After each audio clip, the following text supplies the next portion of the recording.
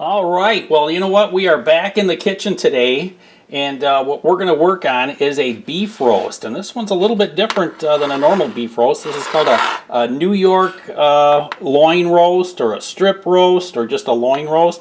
It's actually the same cut of beef that if we were to cut that this way, that would be our New York strip steaks. And so that's what we're going to be working with today. First thing I'm going to do, I want to get some flavors into this. I'm going to cut just some slits in the top, the fat side. See, it's got a nice layer of fat here. And about every inch or so, I'll just cut a little score mark, just like that. We only want to go, I don't know, 3/8 of an inch, maybe half an inch. We want to get through the fat, but not so much into the meat. And then I'll just go the other way, and we're going to make score marks going this way. All right, getting through that fat, and one more. All right, well, now with our New York strip loin roast all scored, we're going to make a rub for that. Make it nice and tasty. We're going to start out in this little cup. I've got a teaspoon of onion powder, teaspoon of garlic powder. We'll add that in. Got 2 teaspoons of kosher salt. I've got a full teaspoon here of black pepper. And finally, brown sugar. I got 2 tablespoons brown sugar. We'll mix that in.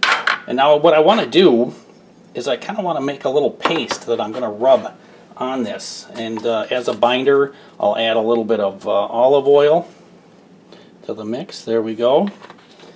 And then for good flavor, I want to thank my son Mike. Brought over a ruby port, and we're gonna pour some of that in and just start mixing till we create our paste. Well, that should be some good flavor there, so we'll go ahead and mix that.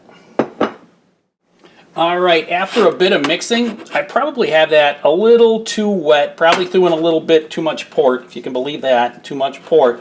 But we'll still have a rub, and it'll probably be part rub, part marinade. But we're winging it in the kitchen. I think it'll turn out just fine. So what we'll do is we'll just start rubbing all those flavors. We can actually pour. Oh yeah. And it's going to get in, fill all those cracks. And we'll just cover it, and that'll help transfer all those spices into the roast. Oh, that's going to be good. Here we go.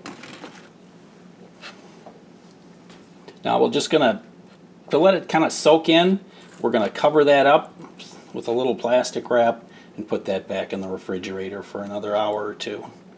It's going to be good. Well, all right, now we've taken our roast out of the refrigerator, and we've let it warm up a little bit to get it closer to room temperature. We've transferred it into a roasting pan, and see, we put it on a rack. Notice this is kind of a small roast. This is only 3.25 pounds. Not making big roasts lately because we're not having big groups over. So this isn't going to take too long. And the next step now is we're going to take this, I guess it's marinated, rubbed roast, and we're going to put it in the oven at 250 degrees. Now, why 250 degrees? Seems kind of low. Well, we're going to reverse sear this. We're going to let the temperature come up real slow at 250 and just kind of wait for the inside to get to 110, 115 degrees. We're going to take it out, and we'll show you the next step when that's ready. All right, after about an hour and 20 minutes on this little 3-pound roast, we got the internal temperature up to 114. What we did, we're going to just take it out right now, and I'm going to give it a little tent with some foil, just to kind of maintain that internal temperature. Now I've taken the oven up to 500 degrees, and I'm not going to stick this back into the oven until it reaches 500 degrees. Once it's in there, we'll go about 10 minutes, take it out, then let it rest another 10 minutes or so. It'll be ready to serve. Let's see how we do. Well, take a look at that. That's 500 degrees. 10 minutes. We've seared the outside. It's making noise. It's gotten nice and crispy. All those sugars have gotten nice and crispy on the top. So we're going to let that sit about 10 more minutes before we slice it up. Let's let it rest a bit. All right, we got the moment of truth right now.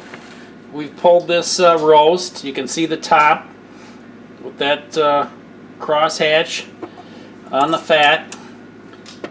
We're going to cut against the grain. The grain's going this way. Let's see what we come up with. We want nice thin slices. Let's see what we get.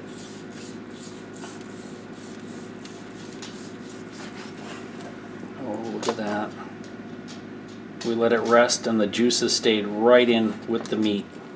It's got a nice crust on the top here. Let's cut another one.